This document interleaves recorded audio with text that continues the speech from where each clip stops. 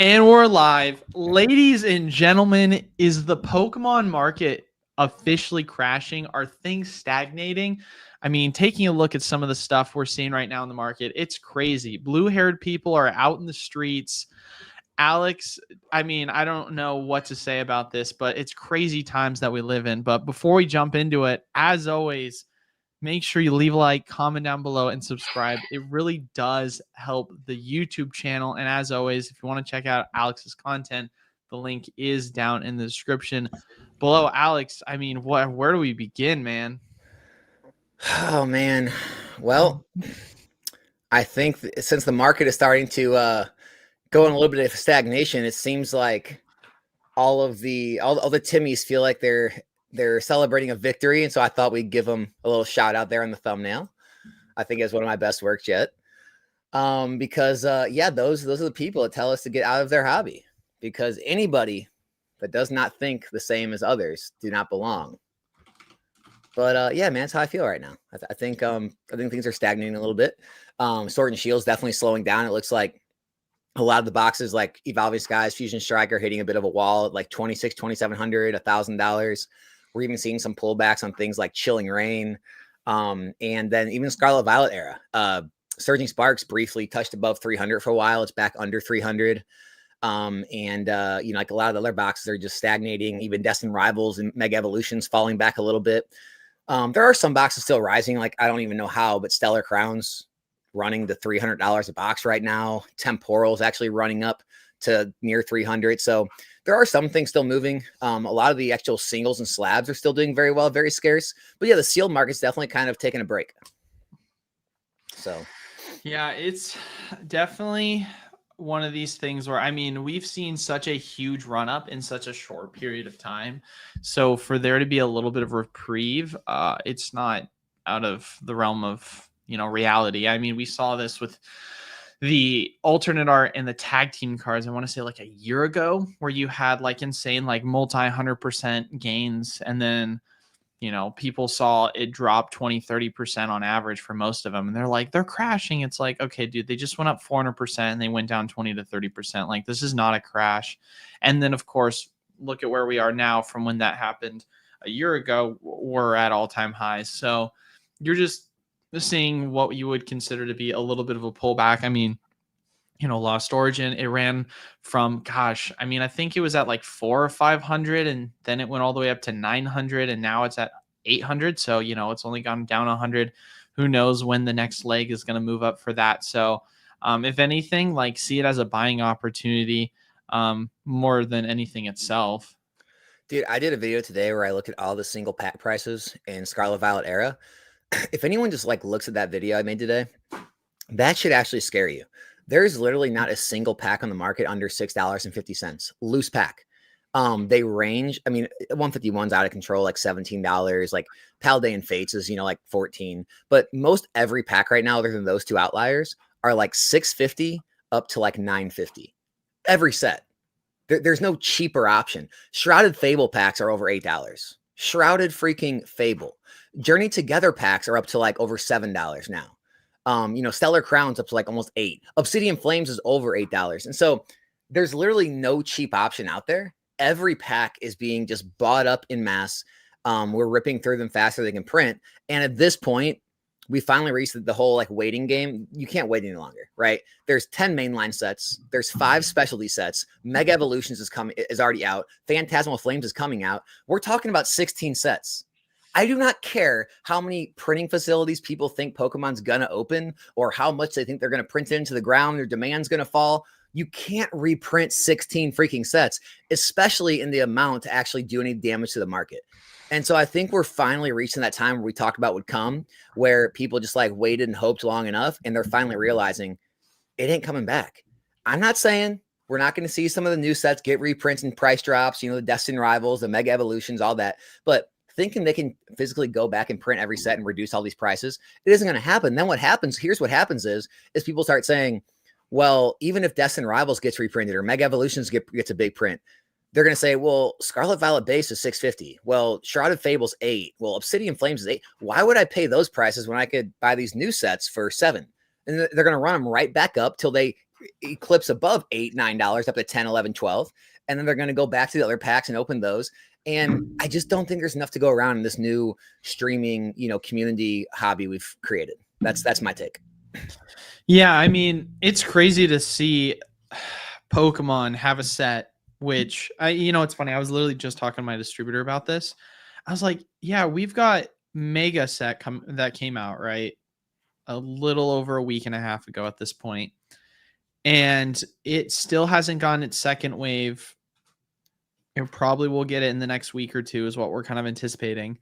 And Phantasmal literally is going to come out a couple weeks after that second wave comes for Mega, which is like wild to think about, how you have a second wave for a set coming out roughly around the same time as a new set release is just about to happen. And don't get me wrong, like I mentioned it before, where if you look at the Sword and Shield era, that happened, but it wasn't one of these things where it happened because of how it lined up, like in terms of like the announcement of that second wave coming a couple weeks after. It was something where it got delayed, and then it happened where right now this was something that, at least from the sounds of it, was planned to happen. So for me, an instance in where you've got a new set, I mean, take out the second wave, right? Take out the second wave. Just look at the two set release dates.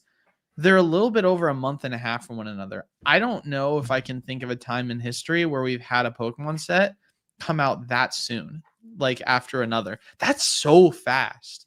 So it's very interesting to see what Pokemon is doing right now. And you kind of got to wonder, if we've got such an issue in the hobby with supply, why now more than ever pump out sets? And they obviously probably plan these things out further in advance than we realize, but still, it just feels so quick. Yeah. And dude, I mean, just like speaking from the streaming side, like I don't think people truly grasp like the number of packs being ripped. I mean, I know everyone talks about it, but I think until you see it in person, I think people don't really understand. Like, I have shelves full of 5-row boxes full with loose packs, right? And I've recently been reaching out to like more streamers and just trying to get in contact with more people and just like talking about my numbers and their numbers and stuff. And I got to tell you, a lot of these big guys are a lot bigger than me and go through exponentially more packs than I do. And it blows my mind every time I have to reorder some of these packs that like, I mean, I blow through 5-row count. 5-row boxes, by the way, hold 500 loose packs. Like, man, I'll stack up, 2, 3, 4 of those boxes on a shelf of a single set. And I mean, if the set's hot for a few weeks, like we blow through those in a matter of like a couple weeks. And then I just think about, well, what is 1,000 or 1,500 packs? Well, that's about, I mean, you get 216 packs per case of booster boxes. So 1,000 packs is like over almost 5 cases of booster boxes being ran through by a mid-level streamer like me in like a couple weeks. And these aren't even brand new sets. Like forget like Mega Evolutions or a set that's just released, right? Forget like a popular set like Prismatic Evolutions. You need infinite packs to keep those supplied.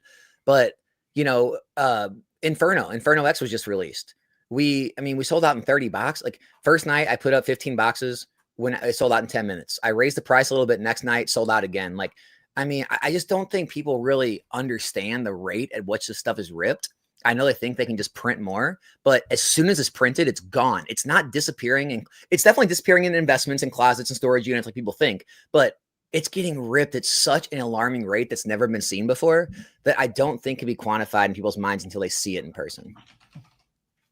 So I guess my question is so obviously Inferno X just came out, right? In Japan. When is the next set that's supposed to come out for Japan? I don't know. Because it's after our Phantasmal, if I'm correct. So then am I under the assumption then that this is going to be an extremely small set? I mean, that's what it's supposed to be. Apparently, like it's going to be a small set. I'm the worst person to ask. I really don't pay attention to leaks, but that's what I've heard. I have no clue though, dude. I don't want to comment on something I don't know about. Because it's interesting. Like I was under the assumption when we talked about this last week that there was going to be another set coming out that was going to combine it. Because I mean, that's what we typically see. But if that's not the case, I mean, just looking at the set in of itself, don't get me wrong, like the Mega Charizard definitely looks cool as far as the art design goes. It's sick. but there's not really a lot of major hits. Like this is going to be a tiny set. It's only going to have 5 SIRs if that's the case. That's what Sir Manda said.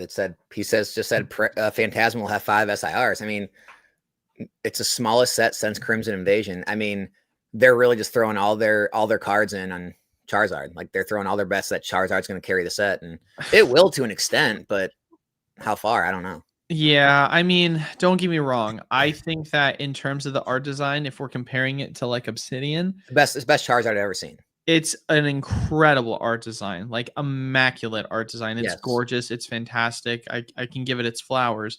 But also, as much as I hate to say it, we're following that same trend that we have for the past decade where Pokemon comes out with a Charizard set that's super duper thin and it's kind of Charizard or bust. Like, it is weird how they just like they've come to that conclusion that, well, all we need is Charizard, so why even try with the rest of the set? They've done it so many times now. So many times.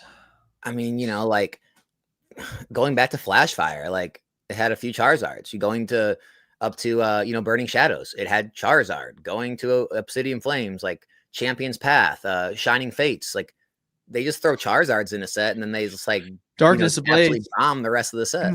No, there's been a history, and we've talked about this, that historically speaking, since going back to the XY era, you always have within the first 3 sets a Charizard set that has come out, and it's always been just Charizard or bust.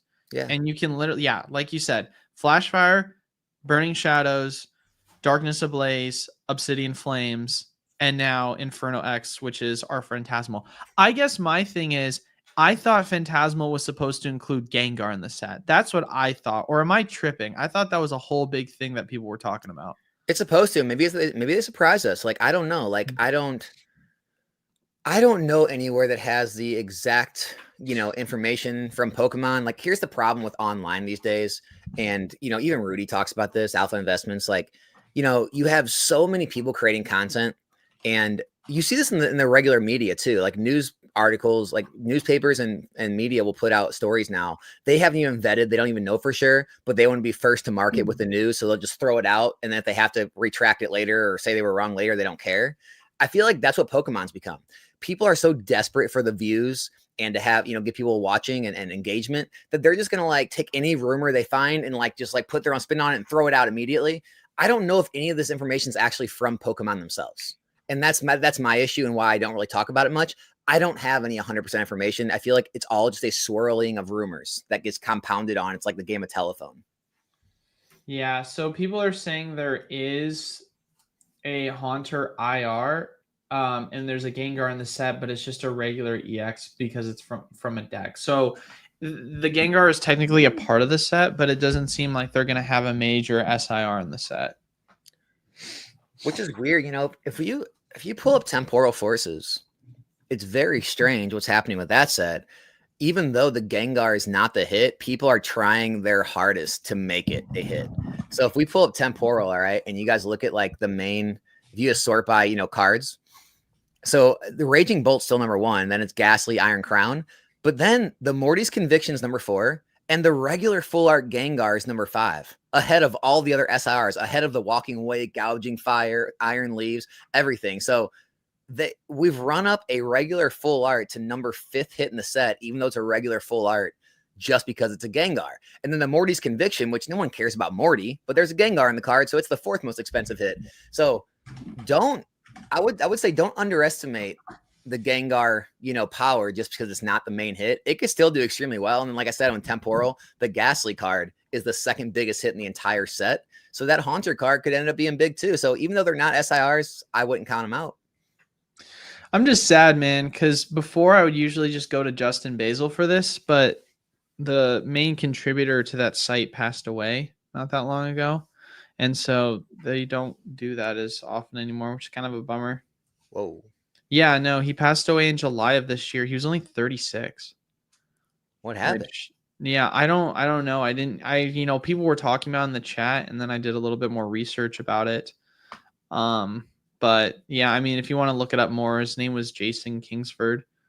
I know with PokeBeach wrote an article about it. So, but it sucks, man. It's definitely sad to see because he was the person that would do most of the updates for like Justin Basil when you would go on to the site and you'd want to look at the most up-to-date like sources for what we know is going to be a part of the set. But now it's like a little bit more difficult. You can't just type in before Justin Basil set list for Phantasmal and it just pop up. Yeah.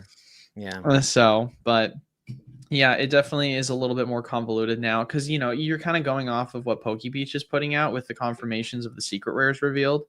And then anything past that, you know, for the main set, I mean, you can still pull it up, but it's not as clear and concise as before. How do you think? I mean, let's kind of steer a little bit. I mean, what do you think about the Mega Charizard, you know, EX Ultra Premium Collection? What are your thoughts on that? I mean, it's obviously selling for an insane amount right now on TCG Player for pre-order. It's the same thought I had with the first Charizard UPC. Is I'm not buying it. I didn't buy the first Charizard Ultra Premium Collection when it came out because it was very high when it came out. And then I got called a flip flopper because I did buy it, and everyone said Alex said not to buy it. And the difference was when I bought it, they were $80 instead of whatever they were at release. And so I've said it before, I'm okay missing out on something, but I just think there's other things I'd rather buy than buy into something brand new like that at the crazy prices it's going to be. If somehow you can find one at MSRP, obviously anything MSRP is an immediate buy. But you know, I do want to say this, you know, now that you talk, I had a comment in one of my videos, and it just kind of shows the ridiculous nature of how people think. Is someone said, I won't buy anything above MSRP. I've found every product at MSRP and I'm up 250%. And that's all fine and good, right? That's fine. But my thing always is that's only good if that's the maximum amount of money you had to spend or were wanting to spend. Because if you had tons of money on the sidelines that you wanted to put to work, that's still an extremely terrible plan. Because if you can't find enough at MSRP to really get your money involved and get the position sizes you want, it would be better to have, let's say, 10 grand in something and have it go up 100%, okay, than to have a couple $100 in something and have it go up to 300%, because you're still making more money. And so I understand trying to find anything and everything you can at MSRP, but don't let that limit you and saying, well, if I just can't find it, I just won't buy something at MSRP. It's just like, all right, I guess every Prismatic Evolutions product is off the you know, charts now. I guess I couldn't really buy much any 151 after it was out of stores. I can't buy any, you know, Paladin Fates. I can't. It's such a warped way of thinking, and it's going to hold so many people back because a lot of people, it's not a money issue. It's they've come up with in their brain that they will not ever pay a dime over MSRP, even though they know it's probably the right move and they're probably going to do very well, even if they overpaid a little bit. Well, I think as far as it goes with the first Charizard, I don't, you know, and you know, maybe I'm looking from a different perspective here, but I don't think you were flip-floppy on it. I think at least when we discussed about it on stream, I was a little bit early to the party because I know that that was a discussion that we had about it. And I was a huge like believer that it was going to be worth a ton of money at some point. And you weren't necessarily convinced immediately until you started to finally see it get away from distro availability. And then that's when you started to kind of like get more invested in it, because obviously, as we've seen historically, once product starts to thin out at distro, then you start to see a huge turnaround in the amount of, you know, availability for what you're going to be able to get it for. How much did you pick up back then? Dude, you know what's crazy? I didn't really pick up like an insane amount. Like I was a fan of them, but it wasn't one of these things where I was picking up like hundreds of them. I picked up like 4 or 5 cases, I think. Nice. So I had enough to where I had a like healthy position at the time, but it wasn't one where I was just all in on it, because it was one of those items where I feel like at the price, it was too like hard to turn away, but also having watched the Celebrations Ultra Premium Collection go stagnant for several years, it was something where I was still like not gonna go fully 100% balls to the walls on it in the event that it could have a run up, but then go stagnant forever. And that's the thing that I get scared about the most with the Ultra Premiums, is they are such a like relatively new product with the current designs that they have. I mean, we've had certain premium collections in the past, but like realistically, this is like kind of a newer product in the past 5 years. So there's a lot of history that we don't have on it. And so having a healthy amount, but not an over leveraged amount was kind of what I was going for. And to be fair, that money, of course, alternatively went to Lost Origin. So I'm not exactly feeling bad about the alternative pickup. But this also, to be fair as well, was during a time where there was a lot of availability for investing in so many different things. Yeah. So it wasn't one of these things where you kind of were like, oh, this is your only option. You're dumb if you don't invest in it. It was like, no, there's so many other booster box picks you could have grabbed. But yeah, yeah, I think like we all want to be competitive online, like on who's like the better investor. At the end of the day, like I think Dave Ramsey even says this, like the number one like indicator of like retiring wealthy is like people that just put money to work. It's like I think as long as you just like have an idea of what product you think is going to perform well and actually get your money involved in a market and let it, appreciate. I think that's more important than trying to pick the exact right play every time. Like, okay, someone else outperforming by 30 or 50%, whatever. I'm still up 150, you're up 200, big deal. I think the worst thing is just not get involved, right? Like sitting on the sidelines forever. well, yeah, it's the like the debate of the timing of it all, right? Yeah, timing, price point. I obviously got in when it was like low 70s, and I don't know what your entry was, but I know a lot of people were finally starting to buy into it once it hit 100. But That's realistically, disgusting. but realistically, if you look at it and say, okay, well, yeah, I bought them in like the low 70s, so I got them for $30 cheaper, but I had to wait a year and a half more, and I could have obviously made money in other investments during that time. Was it really worthwhile getting in early to save $30? Whereas once it hit 100, the climb up from 100 to 200 was so much faster. And so you saw your returns a lot sooner. Because that's the thing, is like entry points obviously are like important, but I would argue that time in the market is, and how like long you're having to wait is way, way, way more important, because you'd much rather pick an item that's going to 2x from the time in which you get it faster than an item that you're obviously picking up that's going to 2.5x, but it takes almost double the amount of time to get you there. Sure, you made more money in one investment, but you technically made more in the span of the time in which the initial lower percentage gain was. You get what I'm saying? For sure, Obviously. it's opportunity cost, right? It's like, Yeah. if I buy something right now, right, and then someone else says, "Well, I'm sitting on the sidelines with my money. I'm going to hold out for a reprint." And let's say something does get reprinted, and they're able to get in lower, then they come at you and they're like, "See, I told you, I just got into this price." Well, maybe that thing they got in sits stagnant for a year while the thing you bought continues to run up, and you're like, "Well, you may have got a lower entry point, but I've made X amount of percent over this last year. How have you done?" And it's all like how, what time period you're looking at the market, what the opportunity cost was of waiting or buying something else.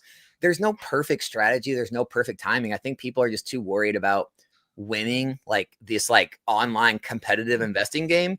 And they need to be more worried about like the most effective way to grow their, whatever you want to call it, your net worth, your collection, your investment value in the stuff, by taking whatever risk level you're comfortable with. I would say as low risk as possible, but whatever you're comfortable with. I think that needs to be the better question, not like who'd you beat on returns, Well, I know with at least Hidden Fates, that was one of the reasons why I ended up not picking up really any of it, because I just saw it sit on the sideline at the same price for the longest time.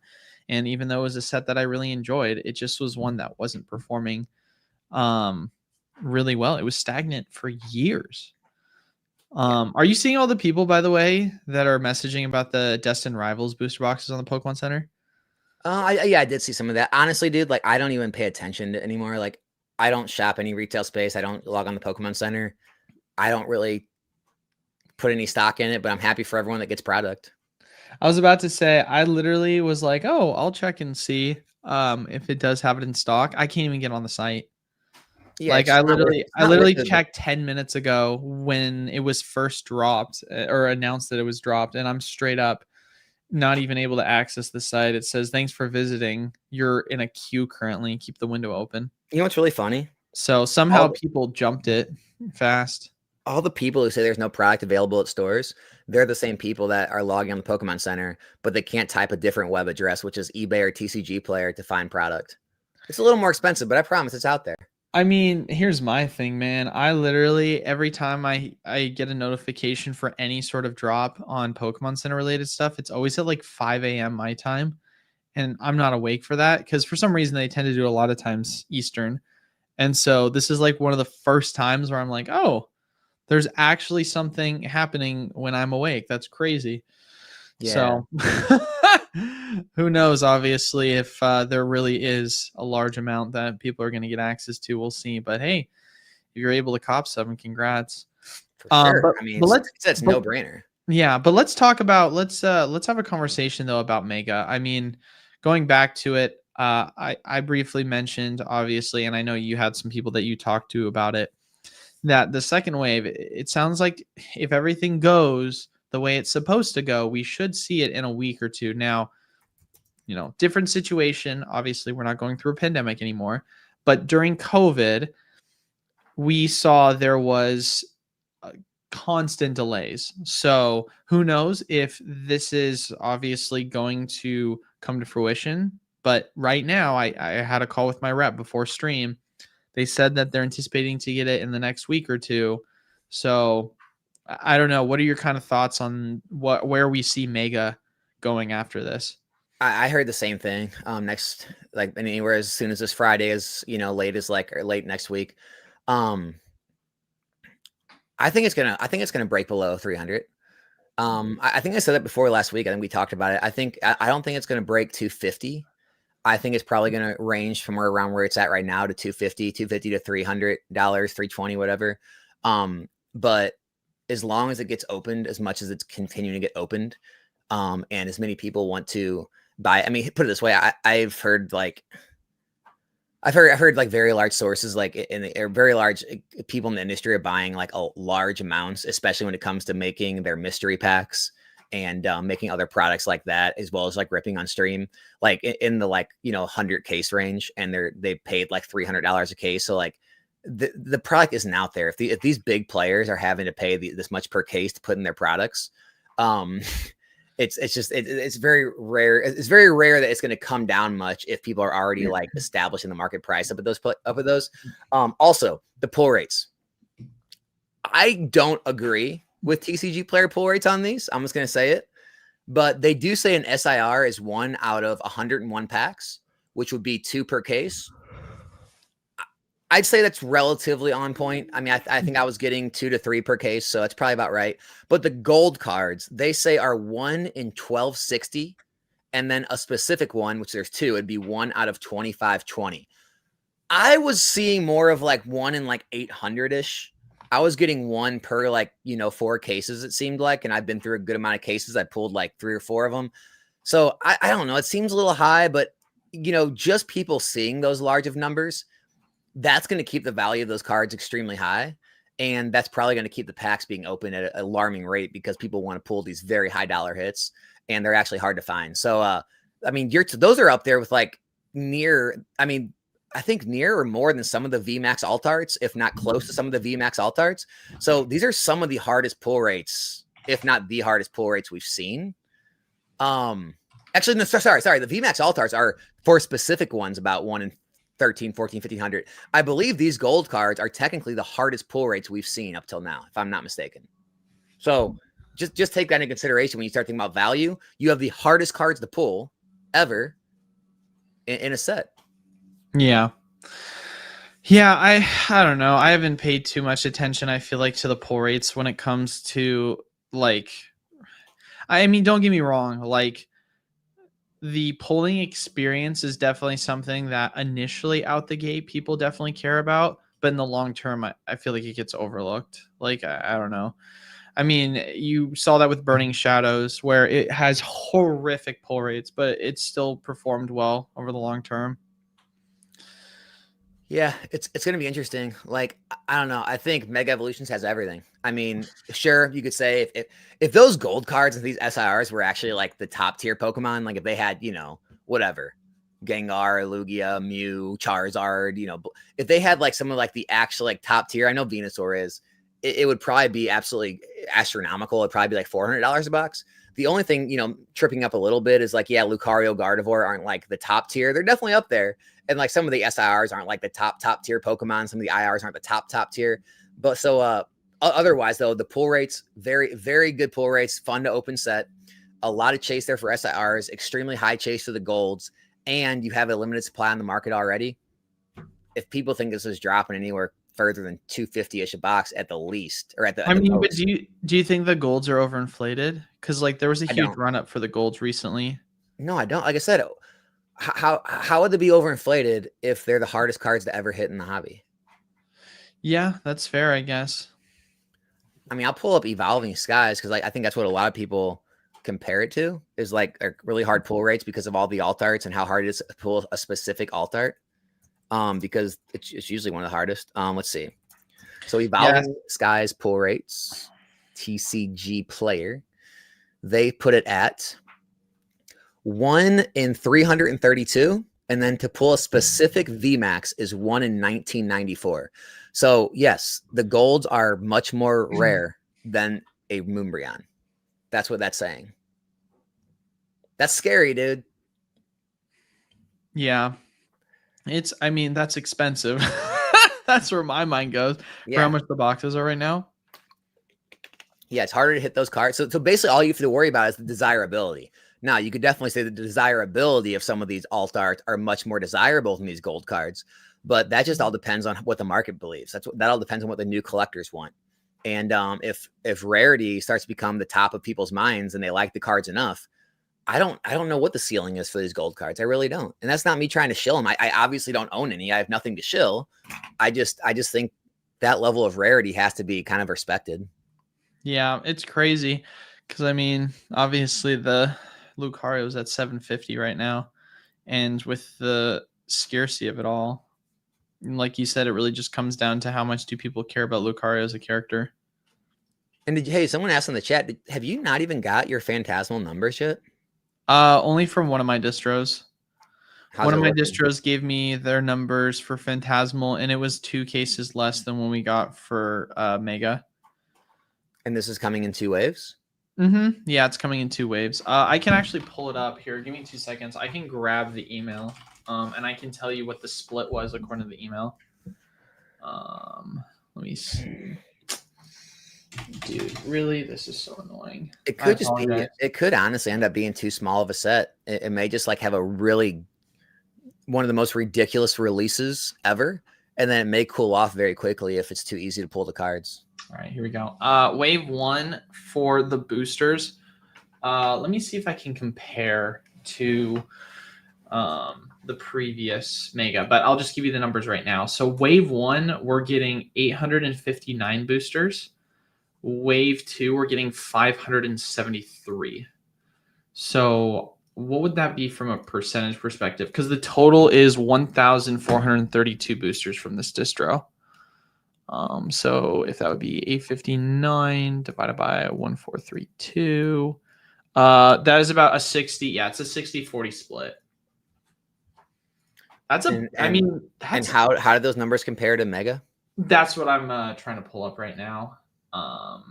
If I can find it, it might take a second. So if you want to just keep talking, but I think that at least from what I talked to one of my guys, it was about a 2 case difference, but I can't recall how the split was. Yeah, and channel, I'll reply to your comment right now. It said PC drop Destiny Rivals boxes, time to panic sell and buy back in at a higher price. I don't know if you're like serious or not, but I do want to like address the whole selling thing, guys. When you sell something, unless you're somehow selling it offline, meeting up, paying no shipping, no fees, whatever, let's just estimate that you're selling it on a platform and paying fees and shipping. So you're going to end up taking a 15% hit, meaning the box needs to drop at least 15% just for you to break even and buy back in. I mean, realistically, even if it dropped 20, 25%, is it worth going through all the trouble of selling, shipping, possibly worrying about getting lost in the mail, some scam or whatever, worrying about all that nonsense, and then having to hope it comes down so you can hopefully buy back? Is it worth going through all that to possibly get 5-10%, better entry point? That's like a lot of the times I think people need to think about. It's just like these things need to crash like 30% for it to even make sense to sell at the top. And yeah, channel say it's not even serious, but like, yeah, I think a lot of people don't really take that into account. They just think like, oh, I better sell. It's just like, what if it drops 15%? Well, now you're in a worse position than you were before, right? It's just like now you might not even be able to get enough back, or maybe it runs right back up and that was the bottom. There's a lot more to think about than just like, oh, it might come down, I better sell. Yeah, I'm still trying to find it. It'll take me a second, but we can start obviously talking about some other stuff and I can just kind of figure it out while we go through it. Actually, I just realized we're already 35 minutes in. Do you want to start taking questions? Sure. Okay, cool. As always, guys, make sure to leave a like, comment down below, subscribe, really helps the channel. And then, of course, if you have a question, make sure to, in the comment section, in all caps, type in question followed by your question. We'll try and obviously see if we can get to it, but most of the time we never are able to sadly answer everyone's questions. Poke Investor says, what would you sell, black and white ETB case or a black and white booster bundle display, 10 booster boxes, EU exclusive? I have a master case of 6 booster box displays. I need the money for Phantasmal Flames booster and ETBs. Just judging by other sets and what we've seen with booster bundle displays and master cases, I think I would hold on to those. I really do. Yeah, I would have never thought I'd be saying that, by the way, but that's what the market's told us. No, 1,000%. Should I sell my Mega Evolutions ETB case for Phantasmal Flames ETB case? No. I don't think it makes sense. Like, I understand you're trying to make a lateral move and maybe you're doing it because you're expecting prices to correct with Mega, but also at the same time, the exact same thing is going to happen with Phantasmal. And we don't know also how Phantasmal is going to be received because like Mega right now has been doing really well. Like it's performing well. People like the cards in the set. Take out the fact that this is a set that obviously has scarcity issues. We still know this set would have performed well or, you know, is performing well regardless. So Phantasmal, we don't know how that set's going to perform because right now we're looking at and saying, okay, this is a really cool Charizard. You've got 2, you know, super awesome art designs that are probably going to be worth a ton of money, but that doesn't necessarily mean that the set itself is going to perform in the same way as Mega. So I don't necessarily think you need to make that lateral move. I don't know. Do you have any thoughts, Alex? No, like I said, I wouldn't do it. It's like I said, after you sell it and eat shipping fees and stuff, moving to another product, they're both brand new. I don't think it's worth it. No. Yeah. Rough take. Do you think prismatic regular ETBs are ahead or behind 151 at the 2-year mark? 151 got to 400 by 2-year mark with 7 months left to rotate. Probably behind because 151 ETBs didn't get the majority of the print, the bundles and the blooming waters and other items did. So, and you know, Alakazam and Zapdos boxes, they chose not to print as many ETBs. Whereas with Prismatic, that's what they threw out in all these Sam's Club Costco bundles. I don't think they'll reach 151 levels that quick. No. Hot take. You think it will? I don't think they're going to reach that levels that fast either, but I think that I could be wrong here, but I think that Pokemon will probably address the ETBs a little bit more than they did for 151. Because right now, like they already have for Prismatic, yeah, 100%. Yeah, I think they will. I mean, at least how I look at it is that as far as it goes with this set, it's still not even a year old. Like it's 8 months old, technically speaking. I mean, you've had products come out as late as April, May, early May. So that's only 5 or 6 months ago. So I think more ETBs will come onto the market. That doesn't mean I think it's going to crash. But what I do mean by that is it will cause it to at least stagnate to where it's not going to have the same increase with 151. right? Because when 151 had its reprint, that happened shortly after the release during a time where the market was not super hot in the way it is now. And so Pokemon didn't feel like there was a need to obviously print it further. And so once you kind of had that switch with demand, then all of a sudden you just saw a huge climb with like no fear of any sort of stagnation from new product coming out of the market. Of course, outside of Blooming Waters, but we're talking ETBs here. So Yeah. that's where, with obviously this set being a little bit different in the fact that it's still super duper new, and Pokemon has made statements saying that they want to address the demand, and they never obviously made that statement for 151. It has me to believe that it's likely we'll probably get some more ETBs on the market, and that will at least cause some form of a stagnation. But like I said before, I'm not saying it's going to crash the price. I just don't think it's going to get there in the same way 151 did. Joe, glad you like the thumbnail, man. That's one of my specialties. Rough take. We already answered this question. They just spammed it twice. All right, going on to the next question. I just got some codes. What are some strategies you guys could? Oh, well, holy crap! What are some strategies you guys use I could implement in selling eggs and milk, 26 chickens, 4 ducks? Oh, man.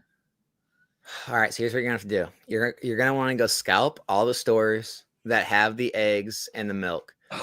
Bring it all back to your place, and then you need to sell yours at 3 times the price, as you are the only place in town now that has them. I think here's the thing, Alex. You need to take it a step further. I think you need to go to all the farms in the local area, and you need to literally scalp their chickens. Like, when I say scalp, I mean like you're cutting the heads off clean. I mean, if you really want to, you could use them for your own operation and just steal their chickens. But I feel like it becomes a tainted operation at that point. I mean, you don't want the chickens to mix. So, like, go straight to the manufacturer, bro. We need to just, like, if we're going to take this seriously, we need to start scalping some chickens. Which we are going to take it seriously. 100%, man. I mean, we'll take this in obviously levels, a serious right? question. We'll take this in 2 levels, right? We're obviously going to kill the chickens, right? We're going to scalp their heads. And then we'll scalp the eggs at the grocery stores. And then from there, it's just free real estate. I mean, you just run the market. Hey, dude, get out of our hobby. Get out of our hobby, dude. It's crazy. Oh my gosh. I have really been thinking Black Bolt and White Flare are way too underrated and slept on. It's got a high total set value. Great chases. Thoughts? Yeah, so here's my thoughts. Like, going back to Prismatic, like, dude, I'm looking at Black Bolt White Flare. I look at Prismatic Evolutions, and I'm looking at like the price per pack, and I'm like, am I going to buy Prismatic at $9-ish, or am I going to buy Black Bolt White Flare at $9-ish? It just doesn't make sense to me. Why would I not go with Prismatic over that? So, like, either Black Bolt White Flare packs need to fall or Prismatic packs need to rise, in my opinion. See, like, 151 at $17, that makes sense. Paldean Fates at $14, that makes sense. Prismatic still as cheap as it is. I think I would rather I'd rather buy those over Black Bolt White Flare. Now, the ETBs haven't caught up. So the Black Bolt White Flare ETBs, I agree. They're definitely great prices if you want to start picking those up. But yeah, man, the loose pack price on those is just, it blows my mind. Yeah, I agree. I'm not touching the loose packs, but yeah, the ETBs, if you're going to make a play on this, it would be the ETBs. I think my thing is this, because we had a question like several weeks ago on the stream at this point. What are some of the items you think are a little slept on? And one of the ones that I did give was black and white. So I think it is slept on. The only concerns that I have is that doesn't mean it can't get overlooked in the short term. So it might be a longer hold, because a Fusion Strike was a set that I felt like was extremely slept on for the longest time. And obviously it made its move, but it took longer than, of course, you would have originally liked, because it was a set that came out literally right after Celebrations and Evolving Skies and right before Brilliant Stars, which, for a lot of people that weren't there during that time, it was the set that was like, oh, okay, well, I'm going to spend all my money on Evolving and all my money on Celebrations, and then I'm going to skip Fusion so I can save up my money for Brilliant. And so it just kind of got lost in translation. And with that, like, people overlooked some of the cool cards that were in the set. And so I think you could easily see a very similar situation with Black Bolt White Flare, where it came out literally right after Destined Rivals and right before Mega. And those sets, I mean, Mega literally on paper performed better price per booster box than Destined Rivals did. So when you've got the two highest selling price booster box sets coming out on a release for Pokemon in history, and you've got Black and White sandwiched right in between that, it kind of makes it to where it feels like it's going to be undervalued because it's currently being overlooked. But realistically speaking, like, it's an amazing set that I think will do good long term. You just might have to wait a little bit longer than you'd like. So the moral of the story is, if you're wrong today, just give it a year. You'll be right tomorrow. I mean, Have you seen Pokemon Go, by the way? Oh my gosh. Yeah, it's crazy. Dude, if even Pokemon Go, you'd be up like 150% on your money. There's not a product that you can't just hold long enough and be up in Pokemon. Yeah. It's 100% success rate. It's hard to miss. I'm in the UK. Money is limited. I'm able to get Mega Evolution booster boxes for 151. Wow, nice. Prismatic ETBs are selling for 151 on UK eBay. Should I sell my PE ETB for a Mega booster box 1-for-1? Absolutely. As much as you can. Make that play infinity times. Yeah, I think it makes sense. Dude, if you can get Mega Evolutions for 155, I would get as many as you can. I personally believe, I don't think we'll ever see that price. You know, it's such a weird thing to think about from like an arbitrage perspective. I mean, it's not obviously like that simple of a play to make, but imagine someone were to literally fly across the country just to make local sales for products because there is such a big disparity between the two items. like legitimately think about that. If you're someone that had a suitcase, right, and you just packed it up full of a case of booster boxes, and the price disparity is 50%, like what we're talking about here, that's crazy to think about. Yeah, like that's that's legitimately nuts. It always crosses my mind, like, you know how, like, obviously, like in very high, like high expense states like California, New York, and things, like everyone's incomes are all like increased because it's so expensive to live there type thing. Like, I always think about, yeah, real estate it's more expensive to live, groceries are more expensive, gas is more expensive, but online Pokemon, it's the same price for everyone across the country. So it's like, doesn't their earning power go further than people like me in the Midwest or somewhere down south where it's cheaper earnings? Like, because yeah, like your real estate, your cost of living is cheaper, but like Pokemon's still the same price. So it's like a smaller percentage of those people's incomes. You ever think about that? I mean, yeah. I mean, it's the same thing as like someone living in California and paying California prices, but let's say they have a job that's in Well, California. that's what I'm saying. What California prices for what? Like, because eBay TCG player, it's the same price for everybody. Right. No, 100%. And I feel like, how do I want to articulate this? It's like a cumulative average. Is that what I'm trying to say? What I'm basically articulating is like, you'll get your local prices and then you'll get what everyone agrees on online. Like, that's the best way to kind of put it. And so a lot of times that can obviously line up with what's local, but in many instances, people don't even like look at online prices and realistically like pay attention to it, which sounds crazy to think about, but yeah. And like Pandito, like, yeah, I mean, it might not be dollars. He might be talking about pounds, euros. The issue here is the denomination of whatever you're talking about doesn't matter. 100%. If you can trade a Prismatic ETB for the same price as a Mega Evolutions booster box right now, you do that. I don't care what denominate. I don't care if you're trading in freaking goats and chickens. Like, I don't care if it's crypto, if it's gold and silver. You make that trade 1-for-1 right now, every day of the week. Yeah, I mean, 151 pounds to USD is still $209. You're still getting it for $110 cheaper than what market is currently. Like I said, a Prismatic ETB is not worth what a Mega Evolutions booster box is. Yeah, no it's way. Crazy. So make that trade.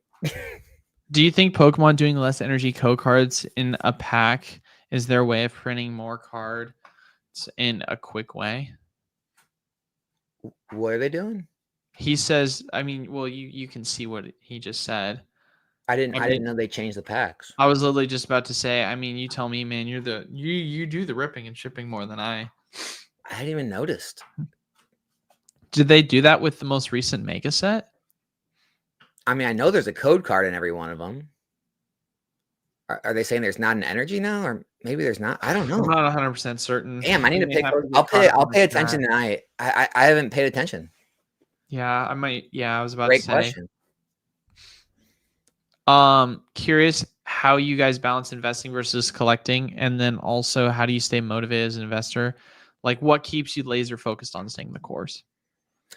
Yeah, I mean, for me, I'm not collecting right now. I said it before. For me, it's like I drive a Honda, and I would love to have a sports car, but it's just like not that time in life for me. And it's the same thing with collecting. Like, yeah, I'd like to, take time and money and energy and collect, but it's just not that time. I'm spending most all my capital running it back into the business, spending all my time working, and so there'll be a time when I collect heavily again. It's just not in the cards for me right now, at least this year. And so I'm just not doing it at all right now, Johnny. So that's kind of how I do it. I just focus all my attention to the business. I mean, it's a little bit different for me just because I have a card shop. And so every so often things will come in the shop that we'll buy and I'll be like, I'm just going to grab that. Like, and so that's where it's difficult. But if I didn't obviously have a card shop, then I would also be in the exact same boat as Alex. I mean, as far as it goes though, like, how do you stay motivated as an investor? Like, what keeps you laser focused on staying the course? Just goals. Like, realistically, it's just goals. Like, I feel like I talk to a lot of people and they say they want these things, but they don't set them as goals for themselves. And like, they don't set paths on how they're going to get there. And so it's one of those situations where you look at the decisions they're making and you're like, okay, well, if you're going to get to that goal, you have to make these sacrifices or you have to do these things. And so for myself, it's the constant balance of recognizing that if I want to have these goals, then I'm going to have to obviously be putting my money in assets as much as possible, but not over leveraging myself and still having some liquidity for whatever life events obviously come my way, whether it be good or bad. Yes, sir. Not non-Pokemon for fun. Predict the year of the next U.S. economic depression. I don't see it happening. Oh my God! Should we get the 8-ball for this one? It's so. Did you do you see the jobs report again? Yeah, dude, it's funny. So my buddy Steve that I've had on a couple of live streams, he writes for Seeking Alpha. He recently started his own YouTube channel, and I shouted him out. He had a couple friends that have large YouTube channels, shout him out. He had like 5,000 subscribers by his first live stream. They had like 1,200 people live, over 10,000 views on his first video. He's killing it. But it was really nice being in his stream watching. Dude, there was no hate. There was no like animosity. Everyone was for everyone. Everyone was happy. Like, I feel like this is the only community, I've seen it now. This is like one of the only communities online outside of like streaming and video games that is like so negative about like the economy, about values, about making money, about investing. And you really see that when you get out of this world. And I'm really have my mind open to it. I don't know why everyone in this community is so focused on economic downturns, the hobby collapsing, like whatever else. It's so I can't even conversate about it anymore. I'll let you take the question. It's so stupid to worry about these things day in and day out. Worrying about who the stupid president is. Guys, me and Eli's a little younger, but I've been an adult now for every president. It went from Democrat to Republican to Democrat to Republican. It was Clinton, then it was Bush, and then it was Obama, and then it was Trump, and then it was Biden, and then it was Trump. Stop worrying about these stupid things. Just go out there and become successful. Stop letting every little thing hold you back. The fear of tomorrow.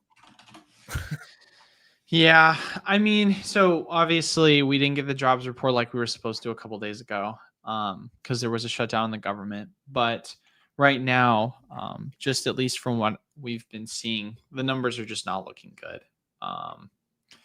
As far as it goes, though, because I don't have a crystal ball, I can't make a prediction here. Oh, we got the 8-ball. All right, let's see it. Let's see it. We got it. Oh, we got to ask a good question. Will there be a depression in the next 5 years? All right, let's see it. Outlook good. Oh my gosh. Jeez Can't see it. Louise. Wait, Outlook good. Is that Outlook? Wait. Magic 8-ball. Is that Outlook good as in like it's likely to happen, or Outlook good as in we're going to look good? Magic 8-ball. Is it likely we go into a depression in the next 5 years? Mhm. Oh, my reply is no now. Oh my God. So maybe it means Outlook is good for the economy. Oh, that's what I was trying to differentiate and understanding. Dude, all I know is this is how I make 100% of my investment decisions, and I've done pretty well. It's true. I don't know. Like, seriously, like I think people like are just, you got to get out of like the cesspools online where everyone just kind of like shares in each other's misery and wallows in their pity. And there's just so much opportunity out there, man. There's so much goodness, so much fun, so much excitement. Once you get out of that kind of world that you find yourself in, it's almost like getting caught up in conspiracy theories. You start watching conspiracy theory content, you think everything is a conspiracy, and it takes away from the few things that actually are. And I just think when you dive too far into like these cesspools online, it just like warps your brain of reality. Well, I feel like also, at least in the United States, the odds of a depression happening are so low. Like, yeah, I would be stunned if a depression happened. Like a recession, yeah, we can talk about a recession happening, but like those are completely different things, right? Because when a depression occurs, you had something you want to say? Well, I was just gonna say, it's just like people will say, well, it should have happened in 08 or something. It's just like, yeah, but it didn't. Like the fact of the matter is, they're gonna find a way to finagle something and save it. They're gonna bail out. The government's gonna do something. The businesses are gonna get together. It's just like, what you have to understand is the people with money are going to find a way to make sure they don't lose their money. Like the powers that be are going to make sure the economy stays together. Because why? Because all the people with the money and the power depend on the consumer driven economy to keep all their wealth. And so it's always going to find a way to keep going, whether it should or not, whether it's fair or not, whether the businesses are too big to fail or not, they need a bailout. That's what you have to understand is like, life's just not fair. And there will be other crises in the future, but they'll always find a way out of it, whether it be the right move or not, fair or not. And that's what people need to understand about the U.S. economy. It's not about like, what should happen or what's fair. It's about what's going to happen. It's likely never going to happen. Well, I feel like people need to understand the difference, though, of what like a depression is. Like a depression, if you go back and look at like the Great Depression, right? It was an issue with spending. Like it's where the value of things continues to drop. And so why would you consider spending your money? Because it's just going, like, if I said to you today, hey, you can go buy a home for $100,000, but if you wait a month, it's probably going to go to 80,000. Why would you buy a home at that point and not just keep waiting? Because then at that point, it doesn't incentivize you to obviously get in if you're always going to be catching the falling knife. And that's what causes a depression, because all of a sudden the market is not being stimulated by economic growth through people taking their paychecks and actually putting it towards buying something. So that's an issue. I feel like if you want to look at different economies and how they kind of operate, the US economy, we're very much built on consumption. Like that's just kind of how we operate. We're built on consumption, innovation, manufacturing. We tend to outsource, right? So if we're going to run into an issue, it's typically going to be some form of like stagnation or like a melt up, because obviously within this economy, we tend to see a hyper amount of inflation when it comes to the amount of printing we're doing. Obviously, you're seeing a lot of countries trying to de-dollarize because of that. And then on top of this as well, within the next couple of years, there's more than likely going to be aggressive rate cuts that are going to lead to quote unquote easy money. And then that's going to, of course, lead to just more of a melt up and rallies within the market. So, I mean, recession is what would be more likely between the two. If you want to look at a country right now that's potentially going to be experiencing a depression, I mean, I would take a look at China, China is a perfect example of that because they are the exact opposite compared to the US economy, where they run primarily on a manufacturing, whereas they have an issue with consumption. I mean, you're talking about their whole banking industry right now is trying to hyper aggressively push individuals to like purchase real estate over there, because right now you've got a 0% interest rate loan that you can go take and people are still not buying because it just doesn't make sense because prices just keep crashing for a lot of real estate over there. And so they're trying to find a way to obviously be able to consume more as a country. So it's a completely different situation that they're running into compared to the United States. I mean, there's an argument as to why, I guess, you can kind of see the countries and how their differences, but also can be beneficial for one another. But I digress. The point I'm trying to articulate is, yeah, you're looking at it from, I would feel like, a different perspective when we're talking about what a depression is. Yep. Yeah, I'm going to just do a real quick reply to Duran's Pokey Corner because this is like the question gets asked every day these days. Oh boy. If the prices stay this high, when the kids can't afford it, well, first of all, kids could never afford things. Their parents buy it for them. Also, that's like saying, well, if the Big Mac's this high, are people going to eat Big Macs? If the price of Disney World is this high, are people going to go to Disney World? Yep, they still do every single day. Every single day I'm in any local card shop around me. There's parents there buying packs for their kids. I'm sure you're the same way. You probably have parents walking there all the time buying packs for their kids there. Maybe it's not as much as before, but yes, it's still happening every single day. People spend their disposable income on things, whether it be as much as before or not. It's not stopping anyone. Yeah. Someone asked, did I ever end up finding the mega allocations? No, I didn't. Because we got distracted and we're talking about things. I see. Here's the issue with me finding my mega allocations with the one distro. Oh, wait a second. Oh, did I find it? Uh-oh. Breaking news. Like, breaking news. I did find it. Oh, hooray. Actually, no, I found it. Okay. That's hilarious. I actually was able to find it literally as I was talking. But what I was going to say was the reason why it's difficult for me to find it is they don't just give it to you on a ticket because like it's not anywhere in a portal. So I have, for my Phantasmal, it was sent to me in an email and my mega numbers were texted to me on my phone number. That's wild. It's because right now, like, you know what you're getting because for the first because they can't put out like an official thing to you because it can change. So it's speculative, right? And so I can go back and look at like what my text message says, and I can compare it to my invoice and confirm like, okay, this is what the first invoice was. This obviously lines up with what we're anticipating. Yeah. But I know for some distros, the numbers actually changed. So that's where it's kind of difficult to know for certain. So let me actually pull up my invoice real quick, just so I can confirm, because I don't want to just read off this number and it ends up not being fully correct.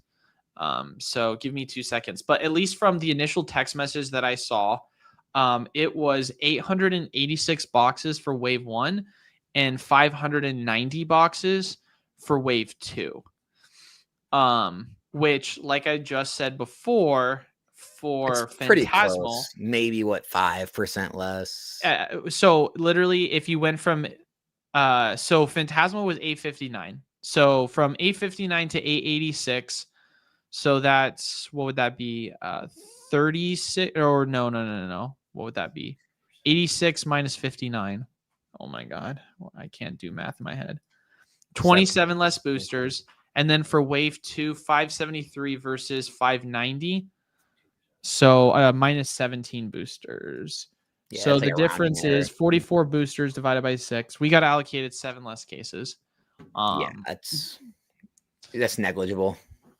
Yeah, so that is that's not that crazy. I want to see if I can find the exact invoice though. I don't know why it's not popular. Yeah, and I think my distro on 7 give me 1 box. They're just going to send me like 18 packs this time. So they're like, go freak yourself, Alex. They're actually going to send me 18 and a half packs. They're going to send 1 pack open with the hit taken out.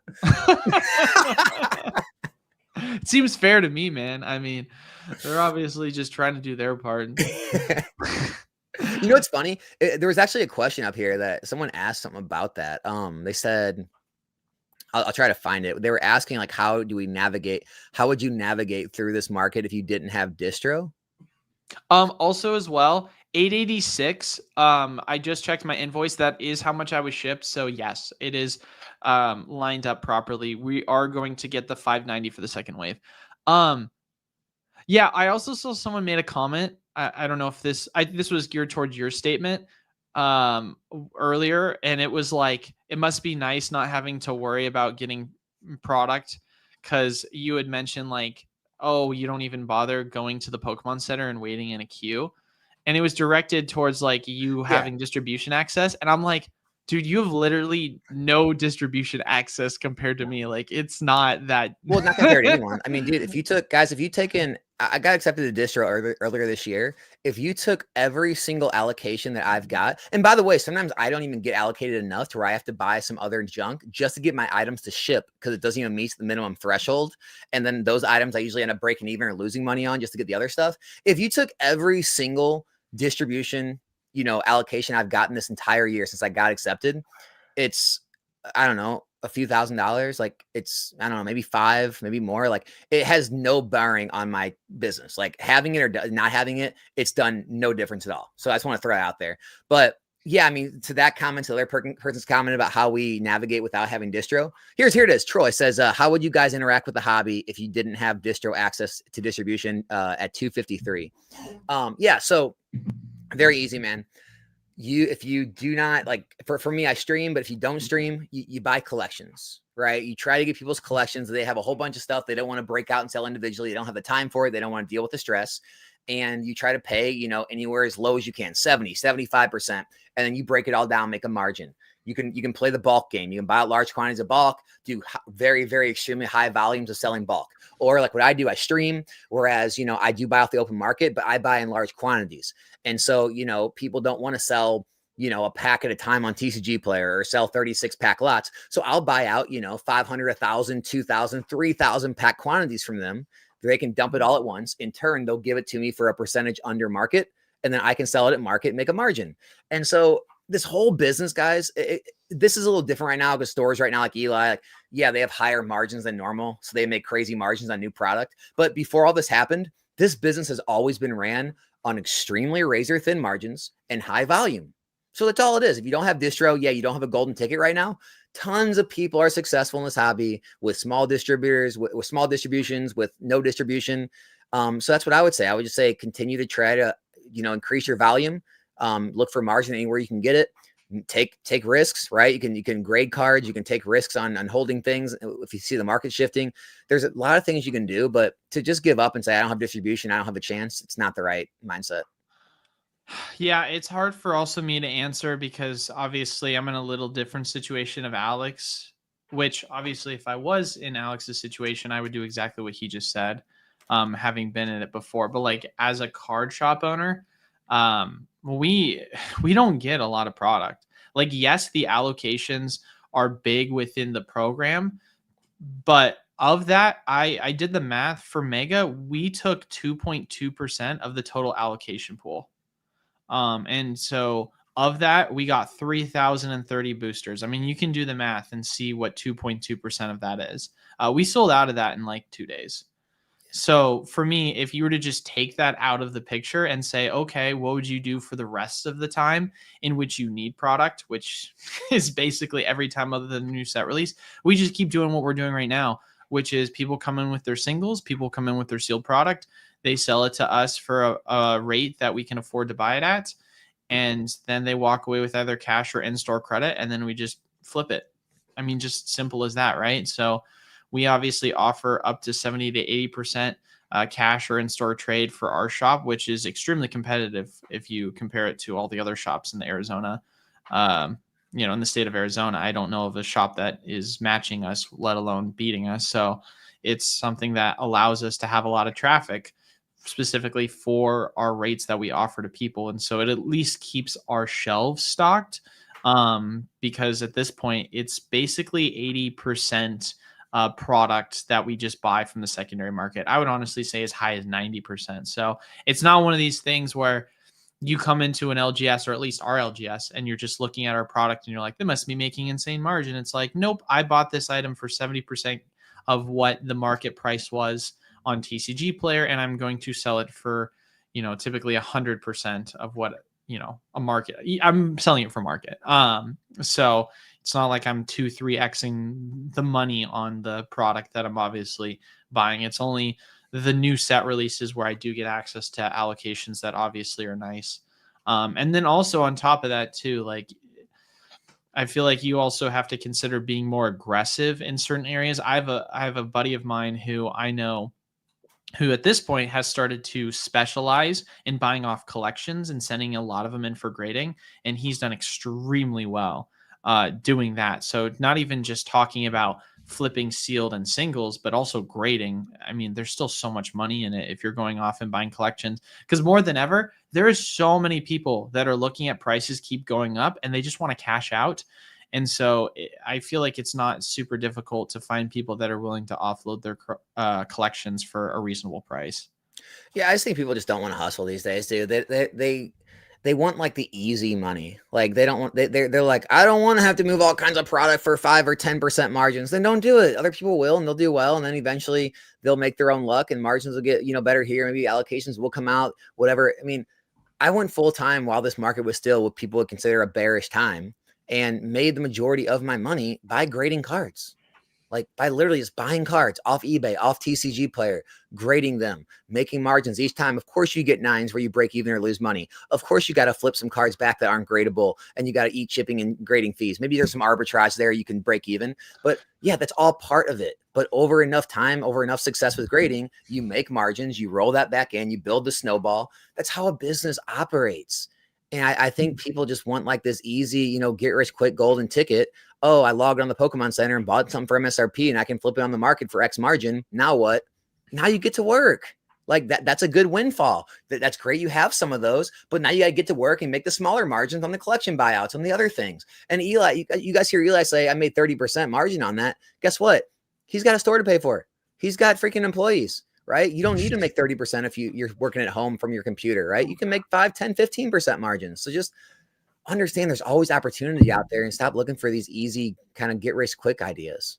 I mean, people hate to say it, but like it's easier to make money right now than it was during the bear market. Well, yeah, because everyone the can sit here. Everyone can sit here and say like, oh my God, like, I wish prices were back at like $90, $100 a booster box. But also, guess what? That's what you're buying it for. Guess what you were selling it for? $90, $100 a booster box. Like, if you could get $10 on a booster box that you just bought, that was great money. Like $10, depending upon the price you bought it for, that could be anywhere between 6 to like 14% margin. So we're in a situation right now where you've got a lot of people that are willing to offload you their like massive collections because they just want to cash out. And it's not one of these things where you buy the item like before and then the price is just stagnant or goes down. It's like, no, you could buy a collection today, and within a month of when you bought the collection, the price could go up another 30, 40%. Like that's unheard of. So I don't know. It sucks. Don't get me wrong. Like everyone loves affordability. I'm a huge fan of it. I like cheaper prices for things, but also if we're just purely talking about from like a business perspective, right now we're in a time where there's a lot of easy money. Yeah. You just have to be able to go out and purchase it, obviously, which to be fair, there's a lot of people that don't have expended capital, but it wouldn't matter. You wouldn't have had that expended capital regardless whether in a bull or bear market. Yeah, let me I know people are saying like 5% margin, that's not worth it. Let me go ahead and blow the Timmy minds out there, guys. Average restaurant margin 3 to 6% net profit. Average retail net profit 3.1%. Public numbers, guys. That's your average net in other industries. And so I think people just like they got to come back down to earth. Almost every business is ran off high volume. It's not ran on these big windfall moments of I made X amount of percent on this one thing. Okay, do it again. Okay, do it again. Do it again. You eventually realize you can't do it a million times. And to keep a business operating and to keep it going, having longevity, you have to be able to something that's repeatable time in and time out. And 100, 200% margins are not repeatable time in and time out. Yeah. No, literally 1000%. I talk about this all the time that although it's really nice to get my free tendies now on the things that we get allocated, I can actually make more money in a bear market because sure, my margins are worse, but I don't have a cap on how much I'm able to order because not everyone's picking up the product. And so it's actually easier for me to make money doing it that way because I can go through and burn through 1,000 booster boxes at 5-10% versus if I have 90 booster boxes, I'm going to probably make significantly more in margin. But after those are gone, I'm done. And so I'll end up making way more if we're just talking about in my pocket off those 1,000, even with thinner margins. Also, another thing I want to mention. So we kind of talked about this already, right? Whereas, so comparing it with the mega set, we got 1,000 from this one. This is one of our main distros, right? We got 1,476 boxes, right? And then for Phantasmal, we got 1,432. So the difference is 44 booster boxes. We obviously mentioned this. However, I went back and I pulled up my invoice comparing it to Destined Rivals. Destined Rivals, we got 1,346 boxes. So if you just compare the two sets, we still got 86 more booster boxes compared to Destined from Phantasmal. So even though, yes, it sucks that we're getting like 44 boxes less, it's still more than we got for Destined. So at least from what I'm hearing, Mega does seem to be slightly more printed than Destined Rivals. And Destined got also printed the exact same amount as Journey. So we're seeing at least more compared to the Scarlet and Violet era. Good news. I mean, it should be good news for people. Yeah. I mean, obviously, like I said before, I would love if it was the exact amount as Mega, but also this is a set that from what we're seeing right now, it's not a large set. So who knows? They could probably print much more of whatever the following set's going to be. We have a super chat we need to take as well. Shout out to MJ Silver and Gold for the $2. You think Priz EV will get to $30 in the next year? No, I don't. That'd be insane. I assume we're talking $30 a pack. Yeah, I don't think I'll get that high. I could see it going to 15. Depends on how large or how many any more restocks or reprints are. But I think, honestly, I think we've seen the majority of the reprints, like the largest amount. I think any future ones are going to be like smaller each time. It's like, that's kind of been like the pattern is like sets age that the reprints get smaller. So I could see them running to 15 a pack. Yeah, I don't think that's out of the picture. Just comes down to how much supply is going to get added on the market. That's it. What's the new item that they're pushing out in Sam's Club, I think is what it is? Just another collection box, I think. I can't remember what it's called. Oh, hold on 1 second. I think everything's just a series of collection boxes and, grouped together items they wrap in plastic now.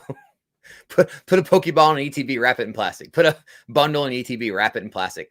Or throw a collection box. I feel like that's just like the new meta for releasing packs. Dude, I swear, man, I don't know what it is, but I feel like every stream I'm just fighting demons trying not to sneeze. I don't know what it is. Literally, some people will make comments and they'll be like, why does he like go off screen sometimes? What is he doing? I'm sneezing, bro. I'm trying not to, like, I'll go mute because I'm trying to like hold in the fact that I'm like sniffling so hardcore to stop from sneezing. I don't know what it is about Arizona, but I'm allergic to whatever's out here. It sucks. Not a question, but from last stream, you guys were talking about Trading Card World. It's one of the biggest stores here in Dallas. Card Shop would get a lot of cases from them if they're running low. Card shops, sorry. So that people are saying that card shops will literally go to them to get supplies when they've run out of stuff. Yeah, I mean, all I'm saying is they do the same thing every time. Like every time there's a price movement in the market, they'll flash list a bunch of like cards or cases or products, and then like it'll be gone like as fast as it came up. And then it's like, I don't know why they do it because it never stays there very long. It never actually sells out. They just kind of like flash it. It's almost like to show the market or something like, hey, here's what's out here. I don't know. It's a very strange phenomenon what Trading Card World does on TCG Player. And I don't know. Just we didn't actually talk about this. We probably should have mentioned this. So obviously, if you're there for last live stream, you kind of saw the craziness that was going on with the price of the mega boxes. Since then, a ton has flooded onto the market, and the price obviously it ran up all the way to 400. It's now sitting at 320. Do we think right now it's that way because the buyouts just wasn't supported by the demand, or do Yeah. we think it's that there's a lot of people that are anticipating that the reprint wave is going to come, and so because of that, prices are starting to correct because there's a less interest until the second wave comes? Or I say reprint, but you get what I mean, second wave. I think both. I think, another person hit the nail on the head earlier in the chat when they asked that question about selling stuff to prepare for Phantasmal. I think people are having to free up capital because they want to go really heavy on Phantasmal. I think, like you said, they're waiting on that second wave to really see how the market shakes out. The buyout was a little unsuccessful. I think all the above. Yeah, that's fair. We'll do 2 more questions, then we'll get out of here. Let me see. That's not a question. Trying to get into a bigger position in sealed at the market price. Would you rather get into Prismatic ETB or Mega Booster Box or Destin Booster Box? I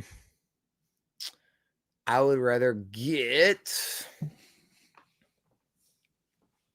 Prismatic ETB.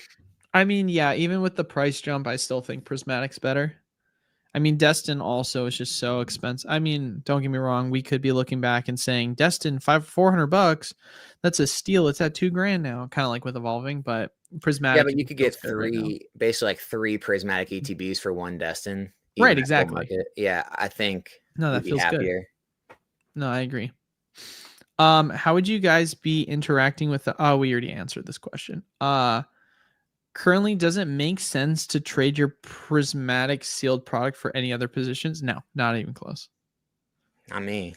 Not me either. No, you know my stance. Like I'm pretty open about my stance on things. I mean, I went really, really heavy on Prismatic. I stand by that, and time will tell if it was the right decision or the wrong decision. Yeah.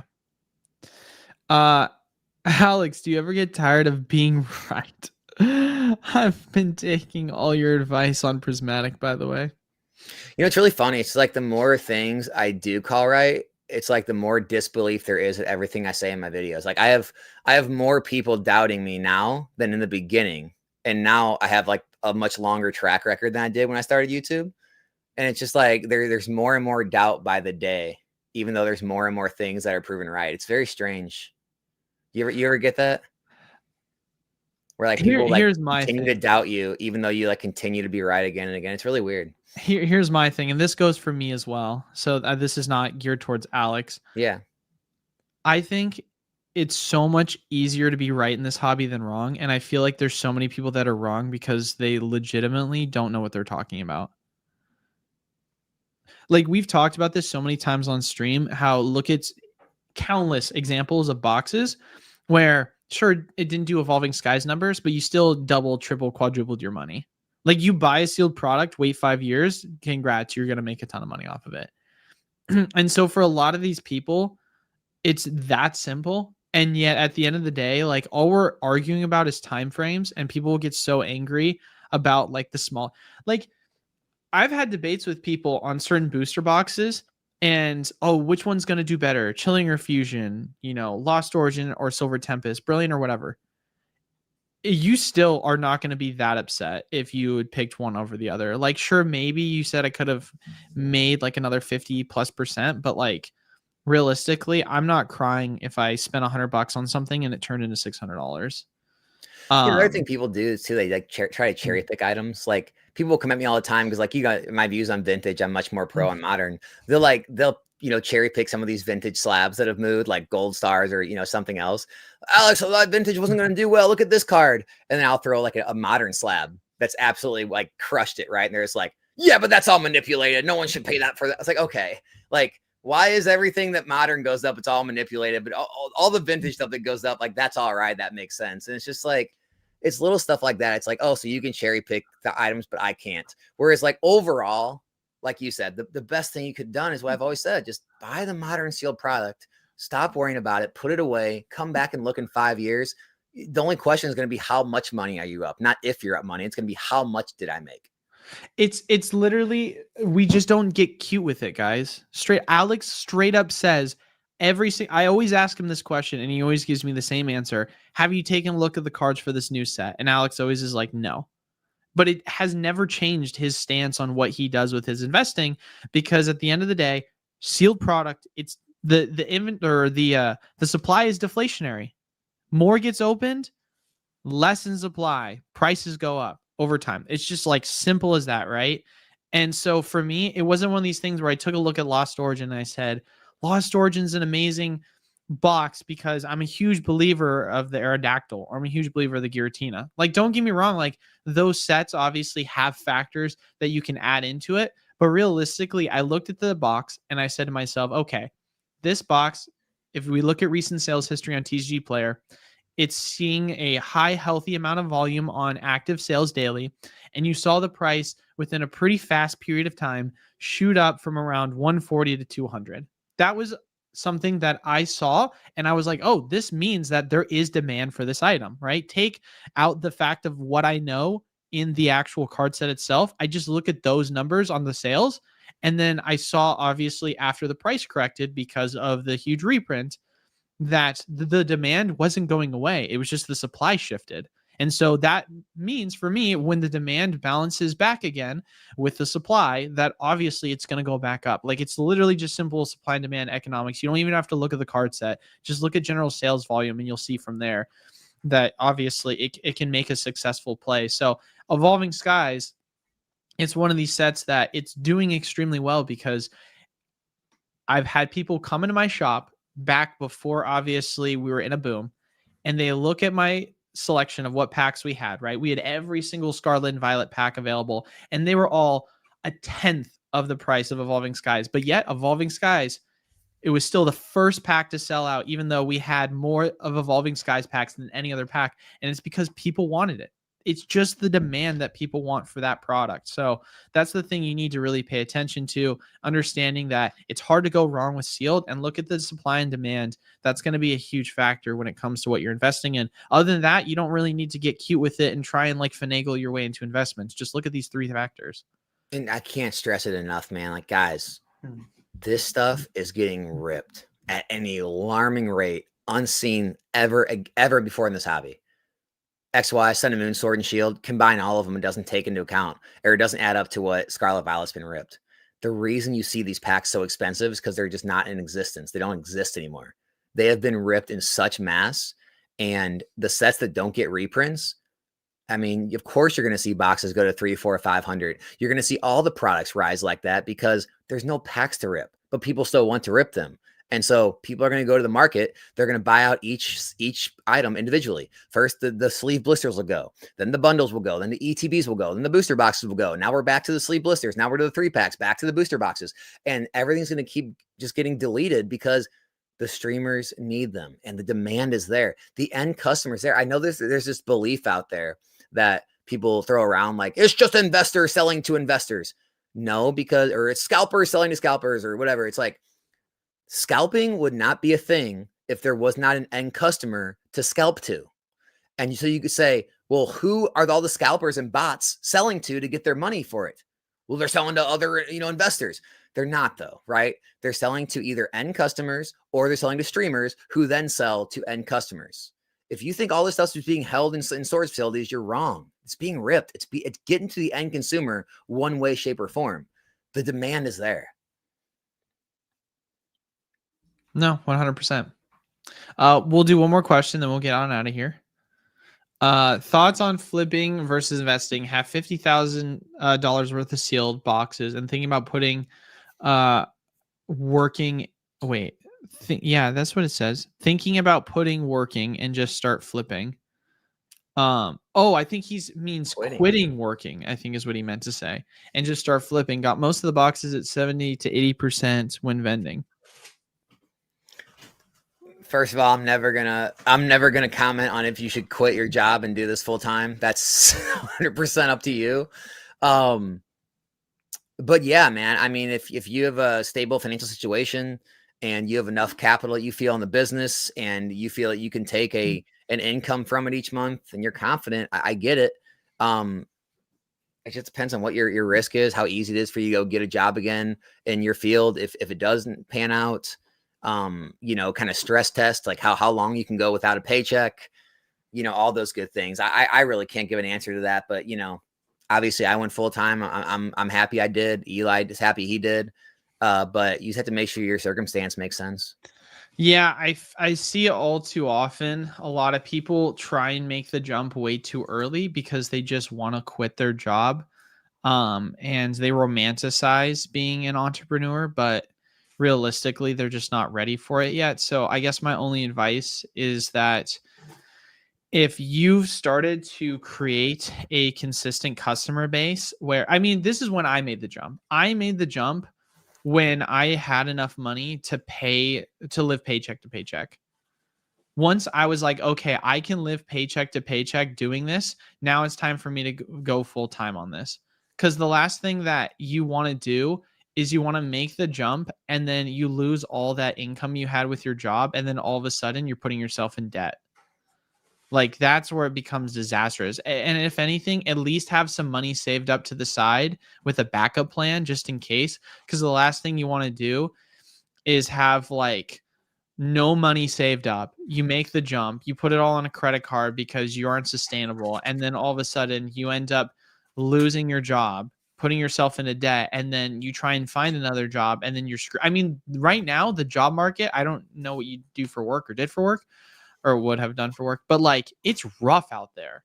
Yeah. So you got to be very confident in your ability to have recurring sales with your business that you're building here to make that leap that everything's going to be okay. Because otherwise, like, or at least a confidence that you could easily get another job within the field that you're in. That's another factor, I would say, to be fair. And like, just like, you know, I'm a big believer in like what Mark Cuban said on Shark Tank before. It's like, you have to just hate working for someone so much that you are willing to work twice the amount of hours for less pay just so you can work for yourself. Like, I feel like that's kind of what it takes to be an entrepreneur sometimes. Like, and that's kind of where I'm at. Like, when I quit my job, I was nowhere near replacing my old salary, not even close. It took me a long time till I started to replace my old salary. I had a good job, but I just hate having a boss so much. And I didn't care about what I was giving up. All I wanted to do was find a way to get by working for myself, whatever that looked like again. And so I think that has to be part of it. Like you have to just like really want it to make it work, or else, you know, you really just won't put in the effort that it takes to really get ahead and become successful, in my opinion. Yeah, 100%. All right. That was it. We've been going for an hour and a half. Anything you want to say before we head on out of here, Alex? I think we need to get out of their hobby, man. Yeah, I think that the blue people are the blue hair people are taking over, man. They're taking over. They want us out of their hobby, us, and the list keeps growing too. Like it's the sneakerheads, the crypto bros, the stock market bros, the investor bros, this bro, that bro. Like, what about all the girls? Like, the girls never catch any strays. It's always the bros. The ladies are lucky, man. I'm just saying, there's definitely hate to go everywhere. People just don't hate enough. I think that's the real issue is that we were learning. The girl bros. Yeah, that's it, man. Yeah. Guys, so funny. Here's what I'm gonna say, guys. You can still have a lot of fun in this hobby. I mean, show up to my streams. Come hang out. You don't have to buy packs. Just show up and watch other people open packs. Like, you know, continue to come to the lives. Like, find communities online that people are like still enjoying it. Like, stay out of the cesspools, man. Life's not as dark and gloomy as it seems in those places. So that's my advice. Yeah. All right, guys. Thank you all. As always, make sure you leave a like, comment down below, subscribe, which helps out the channel. And then check out Alex. Link is down in the description below to see his channel and check out his lives. He does as well. But all right, folks, have a good one. We will see you all next Monday. Peace.